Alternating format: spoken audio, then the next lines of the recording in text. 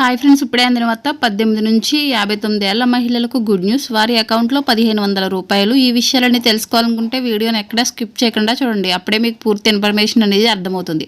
అదేవిధంగా ఛానల్ని first time చూస్తున్నట్లయితే సబ్స్క్రైబ్ చేసుకోండి, లైక్ చేయండి. లైక్ చేయడం వల్ల ఇలాంటి ఇన్ఫర్మేషన్ చాలామందికి రీచ్ చేసిన వారు అవుతుంది. ఏపీలోని కూటమి ప్రభుత్వం ఎన్నికల్లో ఇచ్చిన హామీలను ఒక్కొక్కటిగా నెరవేరుస్తూ వస్తుంది. అయితే హామీల అమలుపై మంత్రివర్గంలో చర్చించి తుది నిర్ణయం దిశగా అడుగులు పడుతున్నాయి. తాజాగా మరో ఎన్నికల హామీ అమలుకు అడుగులు వేస్తోంది. ఆడబిడ్డ నిధి కింద 18 సంవత్సరాల నుంచి 59 సంవత్సరాల మహిళల ఖాతాల్లో నెలకు 1500 రూపాయల చొప్పున జమ చేయడంపై మార్గదర్శకాలు రూపొందించాలని అధికారులను సీఎం చంద్రబాబు నాయుడు ఆదేశించారు. సర్ఫ్ కార్యక్రమాలపై ఆయన సమీక్షించారు. డ్వాక్రా సంఘాలకు 10 లక్షల వరకు సున్నా వడ్డీ రుణాలు అమలు చేయాలని, విధి విధానాలను రూపొందించాలని సూచించారు.